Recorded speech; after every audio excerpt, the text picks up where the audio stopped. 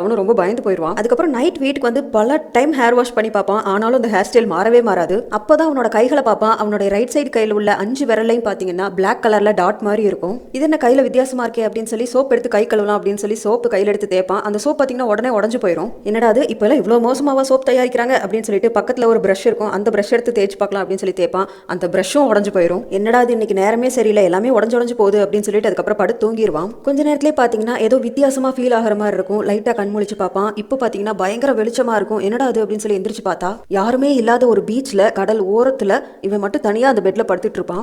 இது என்ன இடம், நம்ம எப்படி இங்க வந்தோம் அப்படின்னு சொல்லி யோசிச்சுட்டு இருக்கும்போதே பின்னாடி இருந்து ஒரு கை வந்து அவனை தொடும். யாருன்னு திரும்பி பார்த்தா ஒரு லேடியோட ஆத்மா வந்து இவனோட உடம்புல போயிருக்குன்னு சொன்னோம் இல்லையா, அந்த லேடி தான் வந்திருப்பாங்க. நீ சோமோன் தானே, என் பேரு வீகன் அப்படின்னு சொல்லிக்கிட்டே அவனை தொடர்ந்து பக்கத்துல போவாங்க. அப்போ அவங்க பக்கத்துல தொட வர்றது இவனுக்கு கழுத்து நெரிச்சு கொலை பண்ண வர்ற மாதிரியே ஃபீல் ஆகும். டக்குன்னு தூக்கத்துல இருந்து கண் முழிச்சு எந்திரிச்சிருவான். அதுக்கப்புறம் நெக்ஸ்ட் டே ஸ்கூல்ல பாத்தீங்கன்னா அவனோட ஃப்ரெண்ட் கிட்ட சொல்லிக்கிட்டு இருப்பான், இந்த மாதிரி ஒரு லேடி என்னோட ட்ரீம்ல வந்தாங்க. அது ட்ரீமா இல்ல உண்மையானே என்னால சொல்ல முடியல. ஏன்னா அவங்க பேச